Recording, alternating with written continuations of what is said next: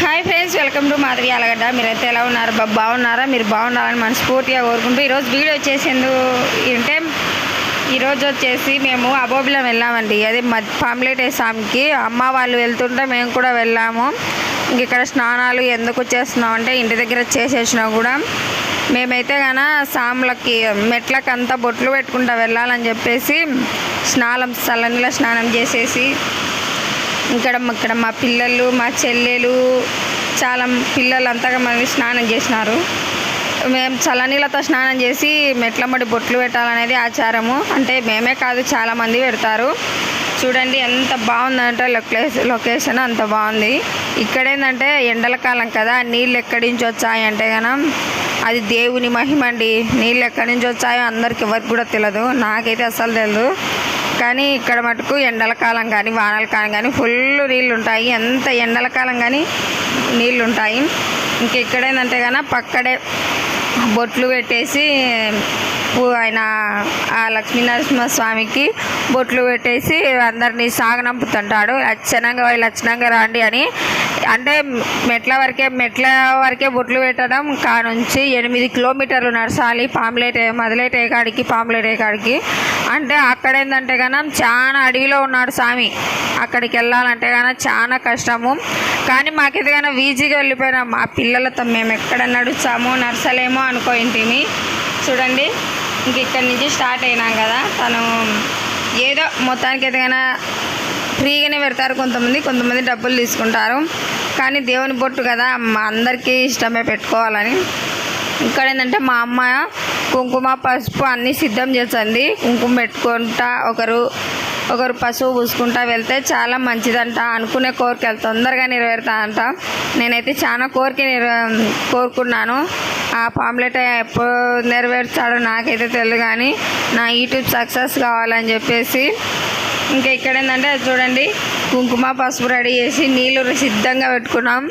అడవిలో ఫ్రెండ్స్ అస్సలు నీళ్ళు చిక్కవు. 8 కిలోమీటర్లు నడచాలి. మెట్లే 1.5 కిలోమీటర్ ఉంటాయి. ఇంకా అవతల సాపిగా ఉంటాయి. రాళ్ళు రప్పలు చెట్లు సేమలు ఎన్ని ఉన్నాయంటే అన్ని ఉన్నాయి. ఇదే వీడియో కాదు, నెక్స్ట్ వీడియోలో కూడా చూడండి అడవిలో ఎలా ఉంటాయి, అడవిలో ఎన్ని కష్టాలు పడతారు నీళ్ళు లేకుండా అన్నం లేకుండా అని చెప్పేసి ఉంటాయి. చూడండి నా వీడియోలో అయితే కనుక అన్నీ పెట్టినాను. ఇంకా ఇక్కడైతే స్నానం అయితే అయిపోయింది. మా పిల్లలు ఫ్రెండ్స్ తిగనేరా అల్లరి మా పిల్లలతో. మేము స్నానం చేసినామని వాళ్ళు చేయాలని ఇంకా వాళ్ళు చేసినంత వాళ్ళు బయటికే రాకుండానే ఉన్నారు. ఇంకా వచ్చేసినారు. ఇక్కడ మేమైతే బొట్లు పెట్టించుకుంటున్నాము. మా చెల్లెలు పిల్లలు. ఇంకా ఈయన పూజారి అనమాట, చిన్న స్వామి. అదిగో అక్కడున్న లక్ష్మీనరసింహస్వామి. ఇంకా మా సర్ది మా మూట నీళ్ళు అన్నీ పెట్టుకున్నాం ఫ్రెండ్స్. ఎందుకంటే పిల్లలు ఉన్నారు కదా, వాళ్ళ దాన నీళ్ళు పెట్టుకోవాలి కదా. అడవిలో నుంచి వచ్చాయి, కనీసం వాళ్ళ తిండి లేకుండా కనీసం నీళ్ళన్న పెట్టుకోవాలి. ఫస్ట్ అయితే వెళ్ళిపోయినాయి అన్నీ మామూలు రోడ్డు మీద బగ్గిలా పంపించేసినాము.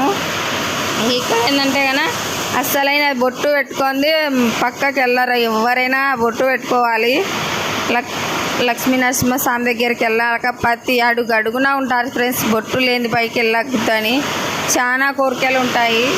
ఇంకా ఇక్కడ ఏంటంటే కనుక పసుపు, అదిగో చూడండి నేను వస్తున్నాను కదా, పసుపు కలుపుకుంటున్నా. మా చెల్లెలు అయితే కుంకుమ చేత పట్టుకోయింది.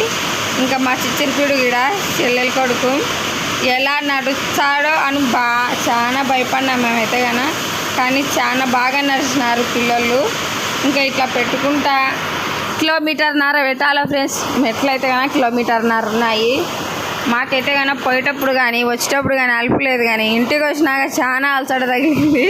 అక్కడైతే కానీ చింతాకంతా కూడా మాకు అసలు ఏమే కానీ అనిపించలే. ఉరికి నడుచుకుంటూ ఈ ఆకులంటే వచ్చే వీడియో కూడా తీసినాను చూడండి. ఎంత అంటే ఇంకా అట్లా చాలామంది మొక్కున్న వాళ్ళ అట్లా పెట్టుకుంటూ వెళ్తారు. మేము కూడా మా అమ్మ మా కోసం మొక్కోయిందంట. మా అమ్మ స్వాతికి నెల వెళ్తుంది.